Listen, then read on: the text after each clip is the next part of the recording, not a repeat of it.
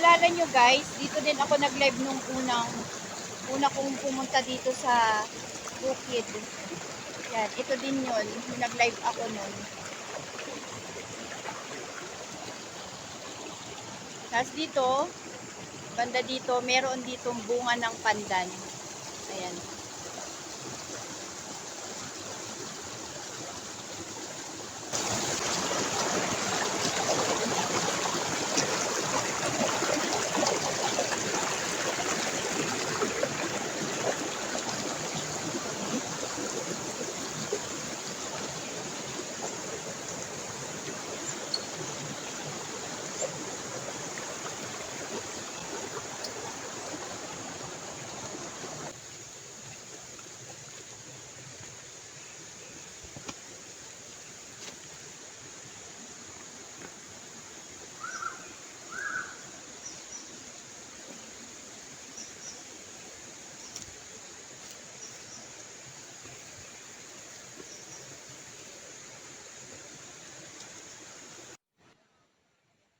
Nasa gitna kami ng bundok, Banahaw, ay sa kabundukan.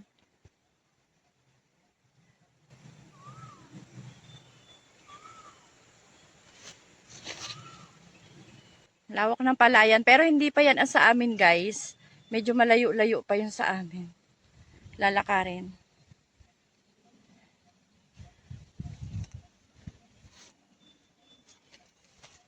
Ayan, may puno ng suha.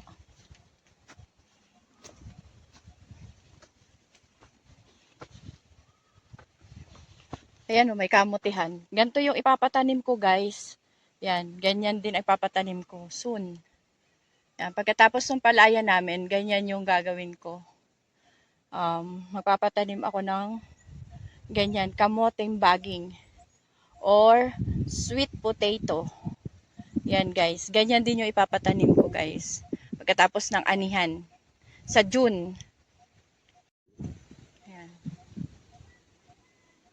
At ayan guys yung bundok Banahaw guys. Makikita nyo dito yung bundok Banahaw. Ayan. Yung bukid namin is nasa paanan talaga ng bundok Banahaw.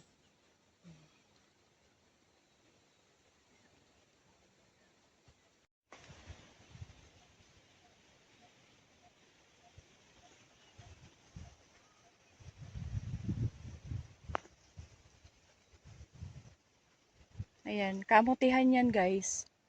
Ayan, mas malawak pa dyan yung pagtataniman namin ng kamote. Papakita ko rin yun sa video sa inyo kapag nakapagpatanim na kami guys. Ang sarap sa bukid guys. That is Mount Banahaw.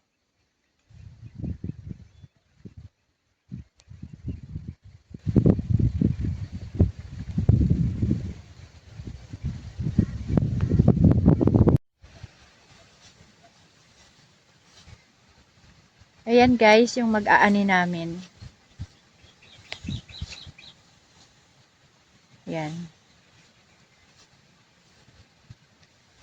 Alam niyo ba guys, na 62 years old na yung aming mag-aani. Yan ay si Mar. Yung dun sa una kong video na pinakita ko na kayang-kaya pa niya magbuhat ng isang kaban. Kapag ang tao talaga walang bisyo, talagang malakas ang resistensya ng katawan. Ayan. 62 years old na yan guys. Pero tingnan mo naman oh, kung kumilos, ang liksi pa rin. Ang galing pa rin mag-ani.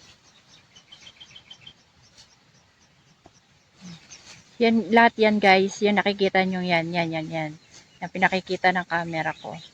Yan, lahat yan sa amin. Yan. Yun, abot doon. Tapos yun, yung naandun, yan, yung may tuyo na palayan na, yan yun, amin pa rin yung dalawang yan, nauna na niyang gapasin. Tapos yun yung kubo-kubo na ginawa-gawa nila para mayroon silang tambayan. Ayan. Ayan o. Oh. Yan yung bahay kubo niya nung magagapas namin.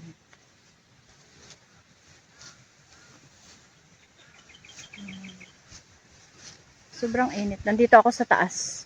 Yan, pababa yan guys. O yan. Nandito ako.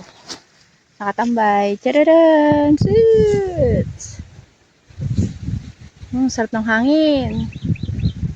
Isa lang guys yung mag-aani namin kasi ayaw niya magsama ng makakasama kasi katwiran niya is para sa kanya mapunta yung bayad or upa sa pag-aani kasi ang dito guys yung bayad sa pag nag-aani is palay.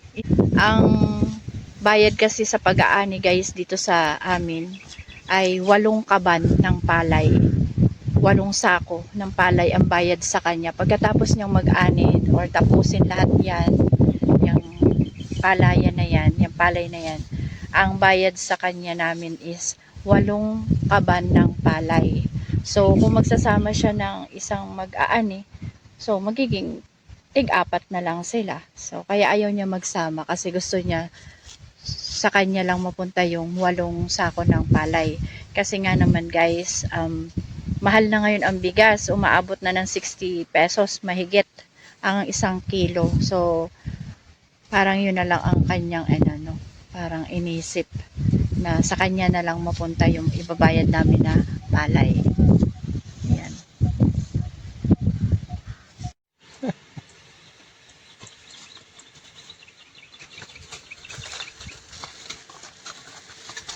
Kailangan laman eh.